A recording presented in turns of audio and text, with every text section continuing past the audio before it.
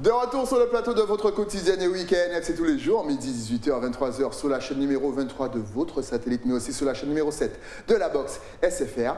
À 9h, nous sommes en radio, 96 101 103.2. À midi, nous sommes en live Facebook. Oui, sur le Facebook de qui? Éclair FM TV. Personne d'autre. Si vous n'avez ni radio, ni télé, ni Facebook, ne vous inquiétez pas. Nous sommes sur YouTube en replay à partir de 13h sur le YouTube de qui? Éclair FM TV, on vous parle un petit peu de tout ce qui se passe en Guadeloupe. Et puis quand il y a des scènes de théâtre, quand on rend hommage à nos grands noms, eh bien on en parle ici sur le plateau. J'ai l'honneur de recevoir Eliane Arnel-Cancel. Qu'a nous fait? Un bien. Oh, ça me fait plaisir. Non, et elle n'est pas venue toute seule, elle est venue avec Gabriel Mugrin. Qu'a nous fait? Nous là. Nous là. J'adore les réponses instantanées. Nous à tout moment. Nous à tout. Voilà une belle réponse. Pour l'instant, c'est la meilleure réponse. Chers invités, je ne veux clasher personne, mais à tout moment, c'est ma réponse préférée. Comment ça va? Eh bien. T'as dit à tout moment, c'était pour répéter. Ça va très bien. Alors vous êtes venu. À l'aise comme Blaise, sous la falaise. J'adore. On rappelle que nous avons des comédiens et des metteurs en scène, justement. Petite question avant de débuter. On se rend compte de plus en plus qu'on a de plus en plus de comédiens, justement, d'acteurs, de réalisateurs. Est-ce que là, on est dans une phase, dans une nouvelle page du théâtre, mais même de la comédie ici en Guadeloupe? Eh bien, tout évolue. Tout évolue. Et malgré qu'en France, il y a le quota, on ne les reconnaît pas tout de suite. Hein. On n'est jamais... Enfin bon, je ne vais pas me lancer dans ça pour l'instant. Mais c'est vrai qu'il y a de plus de gens formés. Ouais. Il y a de plus en plus de structures, ne serait-ce que l'archipel, qui propose des stages à des jeunes. Ouais. Et il y a aussi les options théâtre dans les lycées, ce qui pousse les comédiens, enfin les élèves, à choisir cette option pour la suite de leurs études. Exact. Avant, il n'y avait pas ça quand on était jeune. On ne connaissait pas forcément. Comment est-ce qu'on se forme quand, justement, lorsqu'on est petit, on n'a pas de formation théâtre, ni même de mouvement devant la caméra. Comment est-ce qu'on apprend à être comédien? Premièrement, l'école. Ouais. Le théâtre est entré à l'école. D'accord. Gabriel est enseignant. Moi, je suis enseignante à la retraite. Mais avant, comment faisiez-vous? Vous, dans votre jeunesse? Il y a toujours eu du théâtre à l'école. C'est vrai? Les enseignants ont toujours assis. Moi, j'ai pas eu.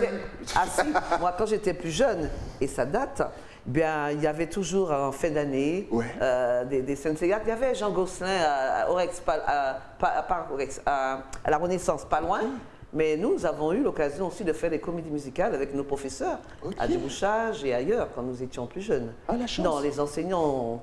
Et heureusement maintenant, l'éducation nationale reconnaît les bienfaits de l'art dramatique à l'école. Exact. Et tout le bienfait que ça peut faire à des enfants, à des jeunes.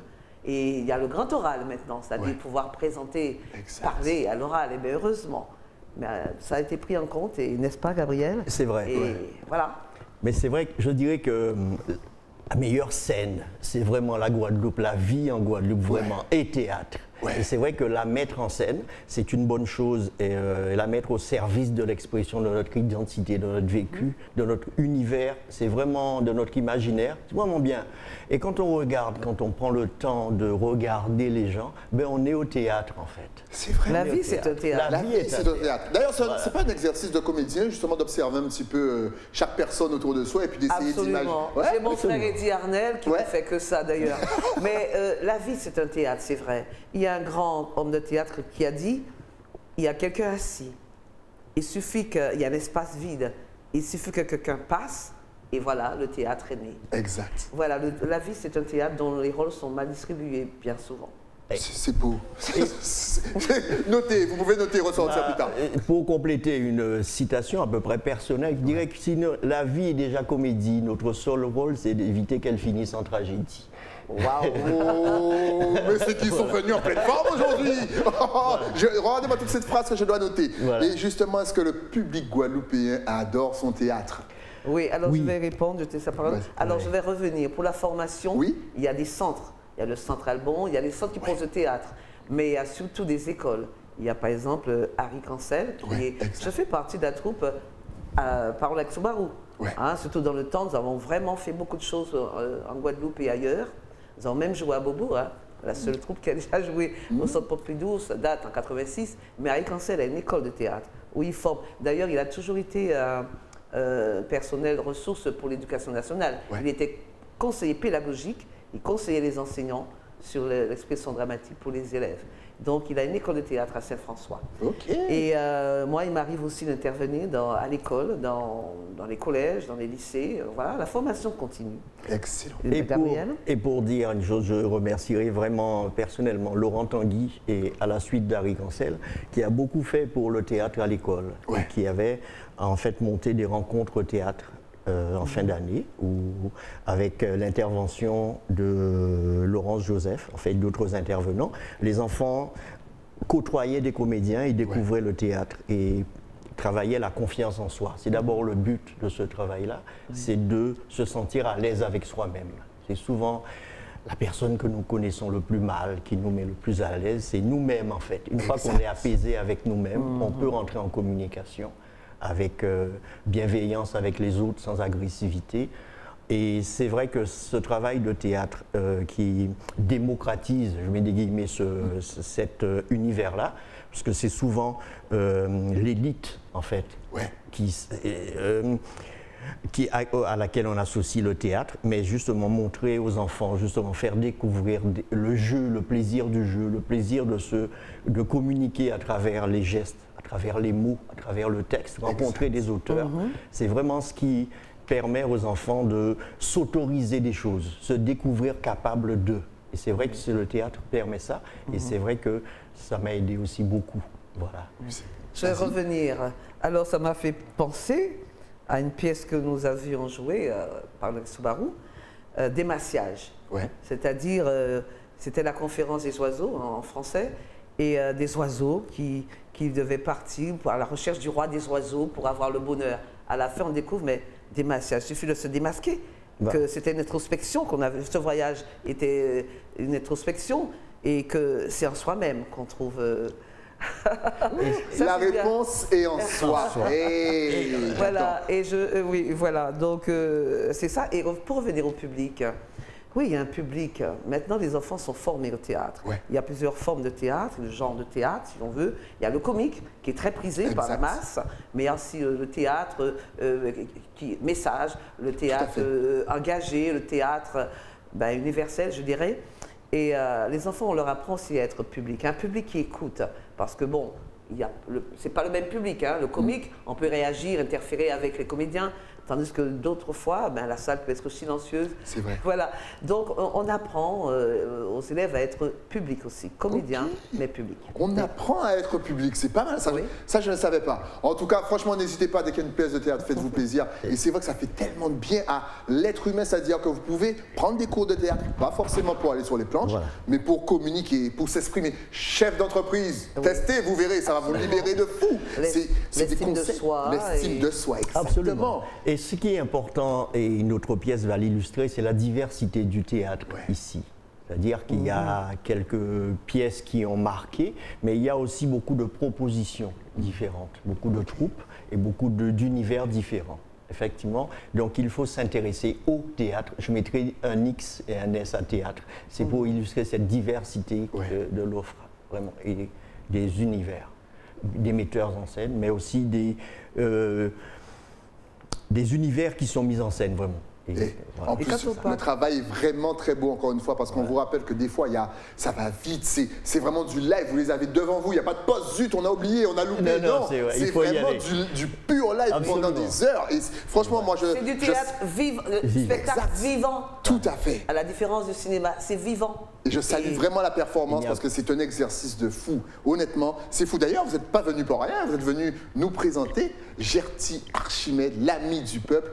Donc, première question que je vais forcément me tourner vers toi parce que je pense que tu es intarissable sur le personnage. Peux-tu nous présenter Gerty? Gerty Archimède.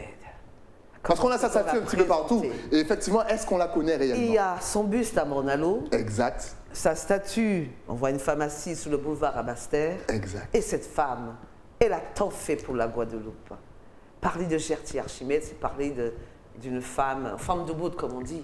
On parle souvent, moi même avec les élèves, quand on recherche une femme qui a marqué l'histoire, on me parle de Rosa Parks. Oui, Rosa Parks, ça fait beaucoup.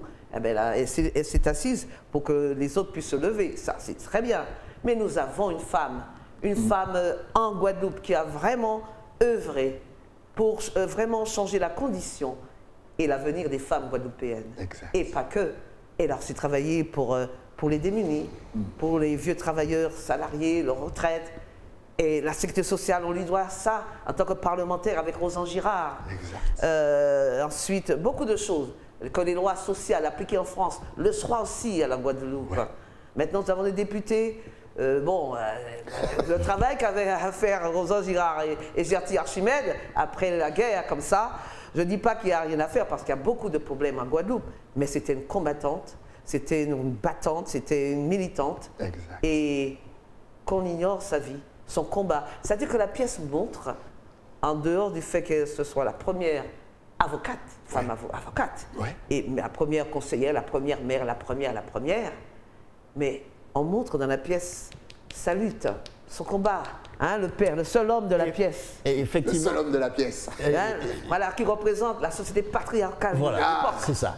Il ne s'agit pas d'une reconstitution ou d'un documentaire, mais il s'agit vraiment, à travers le théâtre, de mettre à l'honneur une femme, de montrer dans quel contexte elle a dû mener ses combats. Parce que c'est vrai que ce qui est évident quand on regarde cette pièce, quand on discute du personnage de Gerty Archimède, c'est l'actualité de son combat.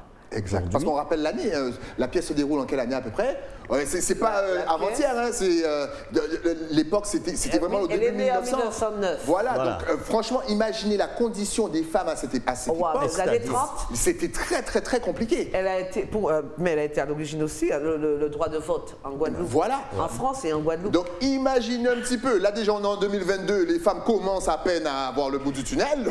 Donc je te laisse continuer. On est dans un contexte colonial, puisque la Guadeloupe à cette époque-là, est une colonie. Exact. Donc forcément avec des positions assez définies. Voyez. Donc en fait, et pour revenir à l'actualité, on voit que dans des pays comme l'Afghanistan ou à la limite aux États-Unis, la décision qui vient d'être prise par la Cour suprême, on voit sur que la question de la place de la femme dans la société est toujours une question d'actualité et rien n'est acquis. Et vraiment, ce qu'elle montre, c'est ce que j'incarne, c'est la vision patriarcale. Il ne s'agit pas d'une opinion personnelle, il s'agit d'un rôle, mais qui montre à travers le discours du père la vision patriarcale de la société à l'époque. Et voir d'où nous sommes partis. C'est-à-dire que rien n'est acquis, mais le chemin qui a été fait, certains ont essuyé les plâtres et ont dû affronter des combats pour que les autres, ça soit plus facile. Vraiment. Justement, lorsqu'on est comédien, on s'imprègne vraiment du personnage, de l'ambiance et compagnie. Quelle a été l'évolution en tant qu'homme? Voilà, là tu vas incarner un homme, mais voilà, on l'a dit dans les années 1900 et quelques. Là, on est en 2022. Quelle a été l'évolution de l'homme? C'est-à-dire accepter déjà de jouer un rôle qui peut être aux antipodes de tes opinions personnelles. De tes opinions, exactement. C'est pas trop compliqué? Non, parce qu'en fait, on se met au service d'une cause. C'est vrai que défendre, incarner ce personnage-là, ce rôle-là, c'est aussi véhiculer un discours pour mieux le contrer, en fait. On se met au service de la pièce. Exact. Donc la pièce vise à, déconstruire cette vision misogyne, patriarcale de la société. Voilà. Donc on incarne un personnage qui est aux antipodes de nos valeurs personnelles, c'est le cas aujourd'hui, mais parce qu'on est au service d'une pièce qui va être une vision progressiste qui correspond à notre idéal personnel. Donc, et les hommes étaient vraiment durs à l'époque, selon ton personnage? C'était comme ça. Voilà. C'était après l'esclavage et tout. Voilà. Enfin, je dirais que... je me rappelle, ma mère, tout en étant soumise, avait du respect, mais en même temps, elle avait sa place. On sait très bien que dans le foyer, l'éducation des enfants était réservée aux femmes. L'homme était un peu absent concernant l'éducation. D'ailleurs, c'est dit dans la pièce. Marola, c'est dit, femme, foyer, éducation, foyer. Et comme tu as parlé tout à l'heure de la loi, l'IVG, une nouvelle loi prise aux États-Unis, elle réclame le droit de faire les enfants quand elles veulent, etc.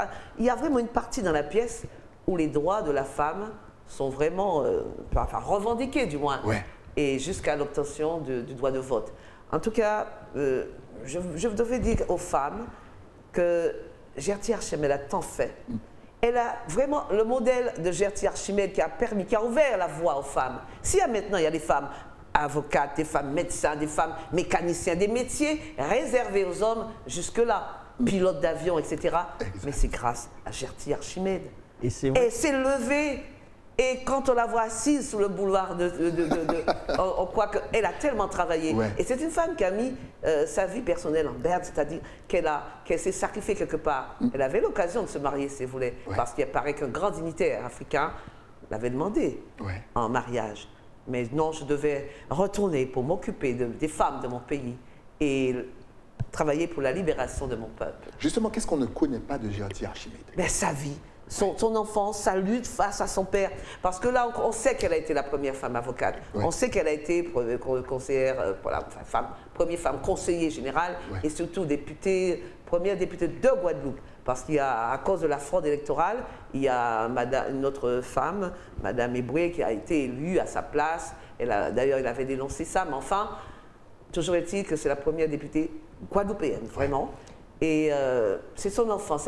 Je crois qu'il y a un homme politique que je ne vais pas nommer de Guadeloupe qui a vu la pièce et qui a dit « Je connaissais Gerty, mais la pièce m'a beaucoup appris sur son combat, sur sa personnalité, pour son enfance, la jeunesse de Gerty. » Et voilà. C'est ce que la pièce dit, c'est le contexte dans lequel elle grandit. Surtout ça.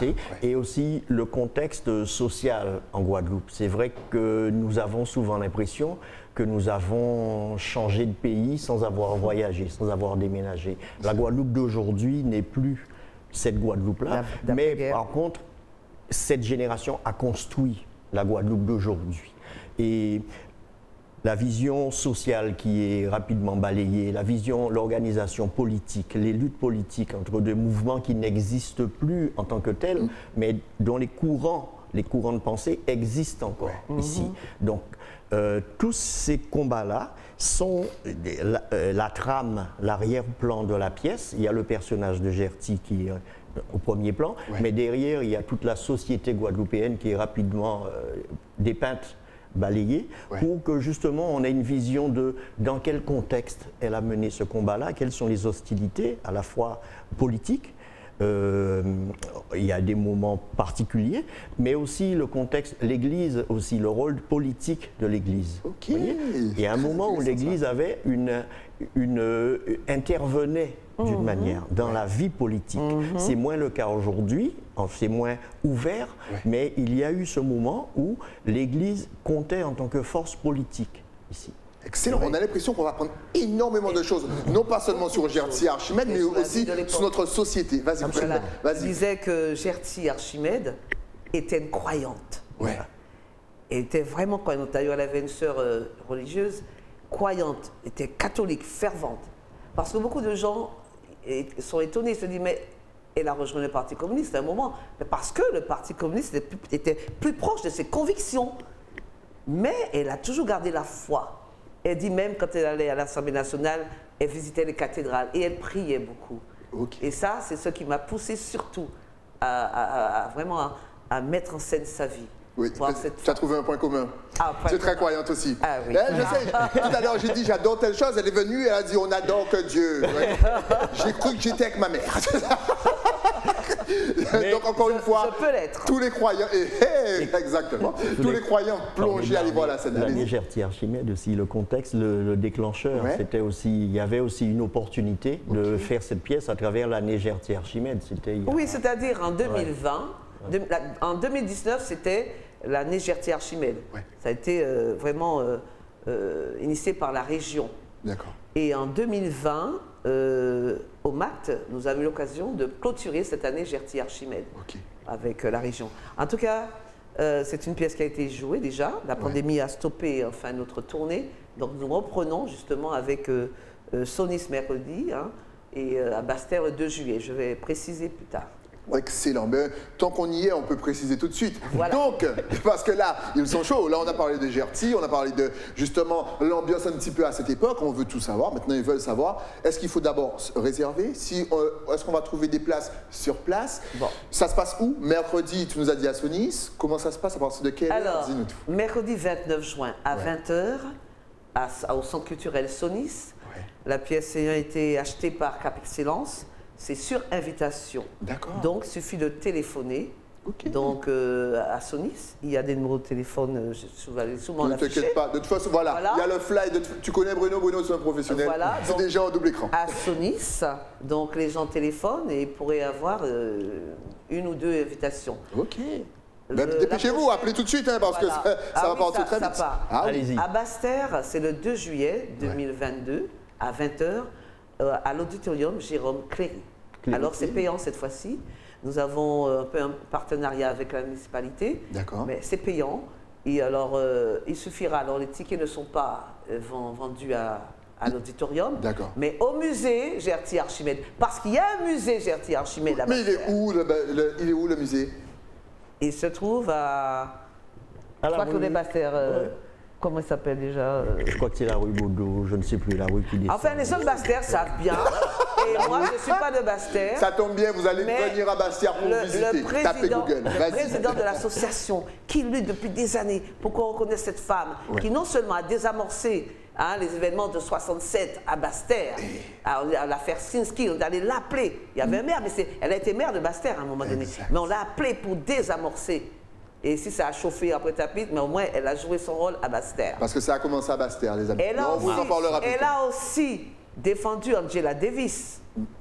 Quand elle est venue, je crois que c'est en 69, on l'avait arrêtée parce qu'elle revenait de Cuba avec des livres compromettants.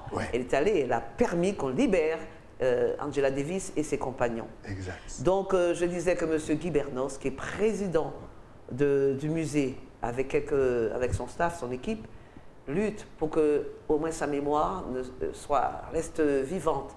Il y a le musée Gerty Archimède.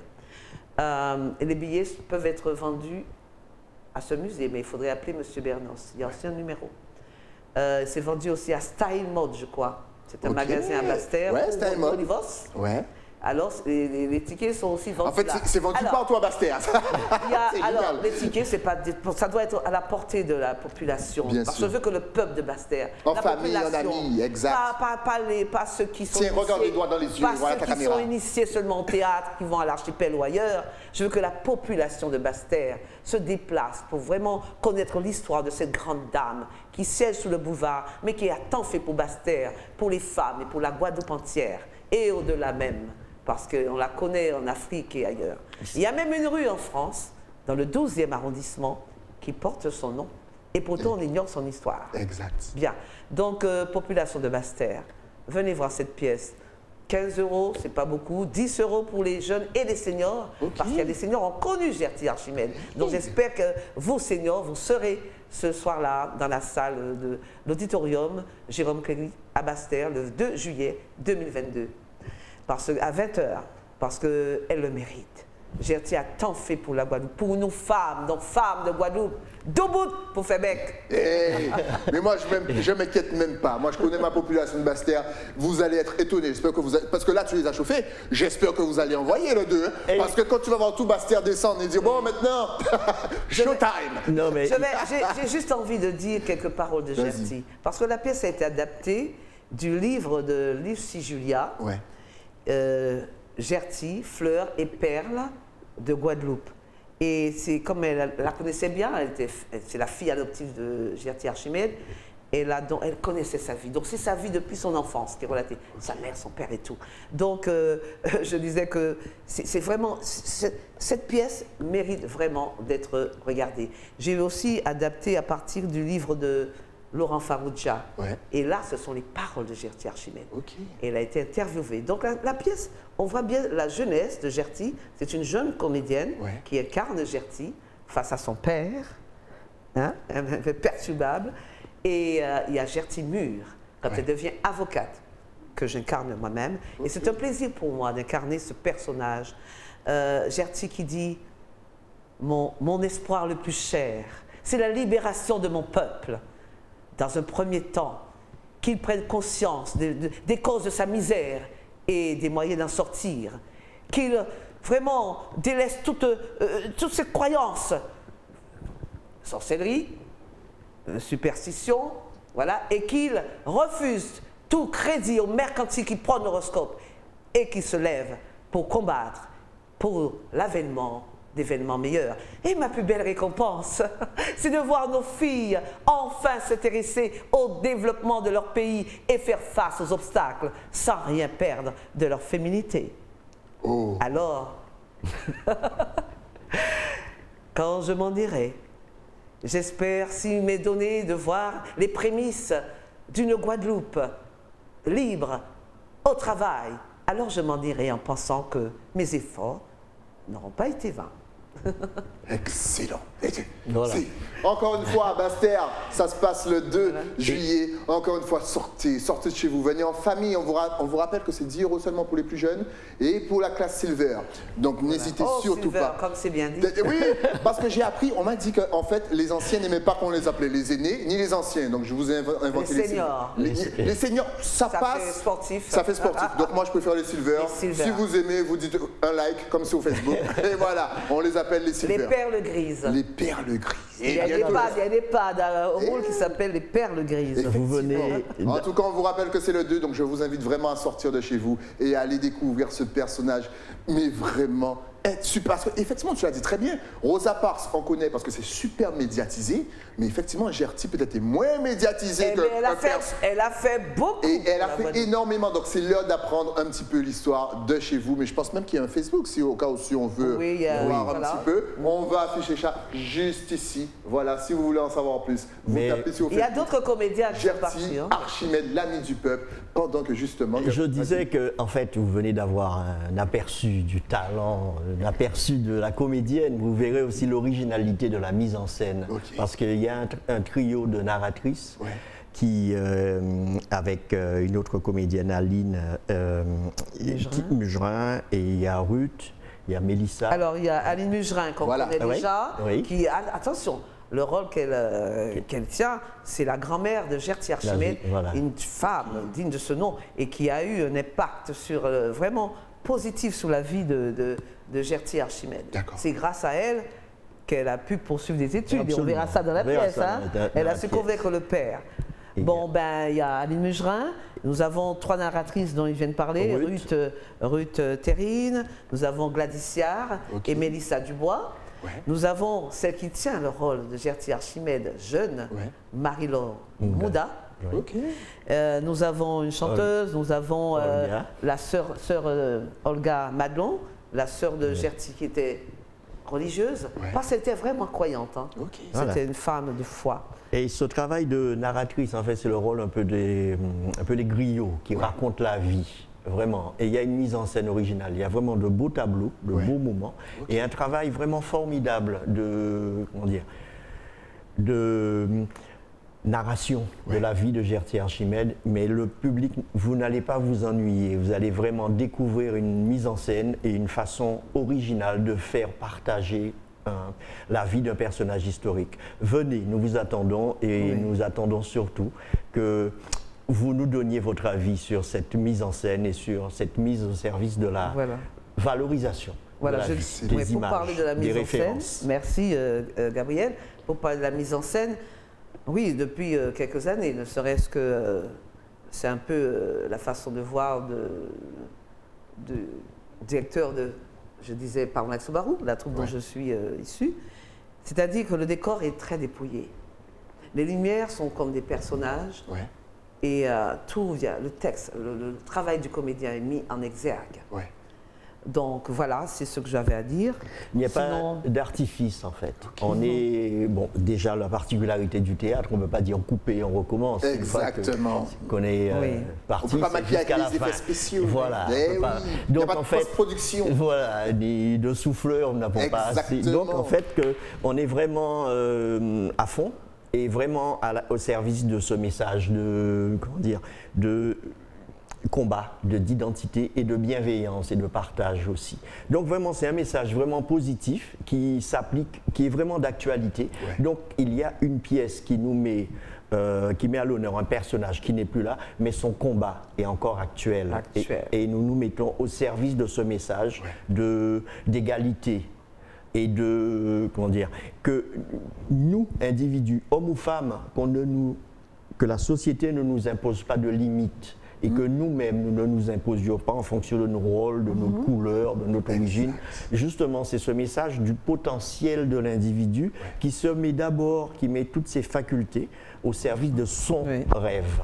Et son rêve est au service du mieux vivre de la collectivité. Vous voyez, c'est ce partage de la vision personnelle, mais pas dans un but égoïste, vraiment, dans un but d'ouverture et de se mettre au service d'une collectivité. Et cette pièce a cette ambition-là, se mettre au service d'une mémoire pour donner des références à une collectivité qui est la Guadeloupe. Voilà. Et je vais appuyer ça en disant que les enfants ont besoin de connaître nos modèles, tout simplement. Et Gertie Archimède est un modèle à suivre. Absolument. Pour les femmes, surtout. Pour ces jeunes femmes. Pour vraiment... Elle a ouvert la voie. Maintenant, les filles peuvent accéder à toutes sortes de métiers. Et ça, c'est important. Nos enfants, maintenant, on sait que c'est le portable, c'est TikTok et ça, des choses d'ailleurs. Nous avons une histoire. Et nous, parents, les adultes, nous avons besoin de vraiment d'inculquer ces choses à nos enfants.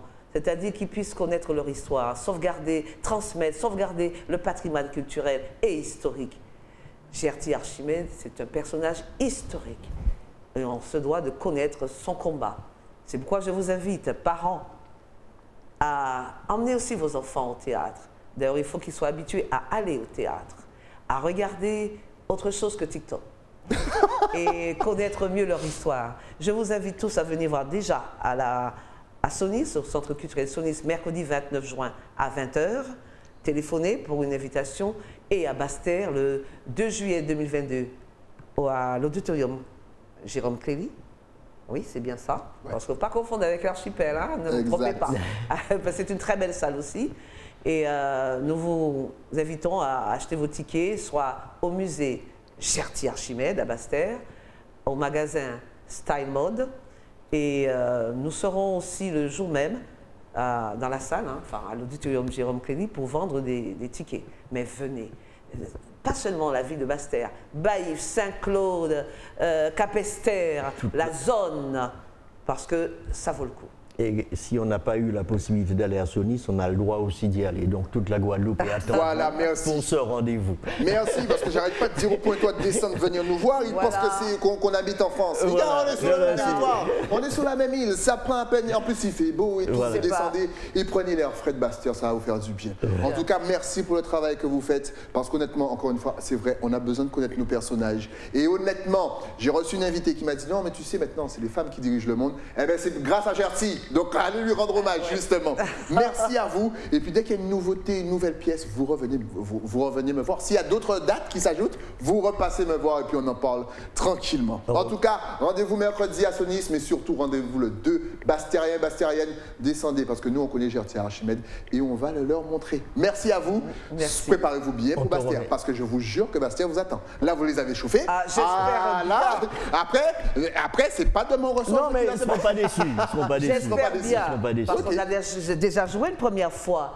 Et malheureusement, il y avait un public assez... Non, c'est parce qu'il y avait... Là, cette fois-ci, je veux du monde. Maintenant, c'est chaud. Maintenant, c'est qu'on avait des petits soucis à Basse-Terre. C'est pour ça. Mais là, c'est bon. Là, on est chaud. Venez... Enfin, bon, d'accord, je ne veux pas rentrer dans ça, mais disons que venez pour connaître l'histoire de cette femme assise sous le boulevard de Basse-Terre. Et c'est... je veux dire, on a tellement le bonheur de se retrouver, une scène, un public, d'aller au théâtre. Et c'est vrai que on ne sait pas demain. Donc, profitons-en aujourd'hui. Les gars, demain, on vous remet en confinement avec un couvre-feu, vous allez regretter de ne pas être sorti. Chaque minute, chaque moment qu'on vit est un moment qui nous aide. Et vraiment, il ne faut pas les louper. Exact. Vraiment, ils sont précieux, vu ce que nous venons de traverser. Ces moments de rencontre, de partage, de spectacle vivant.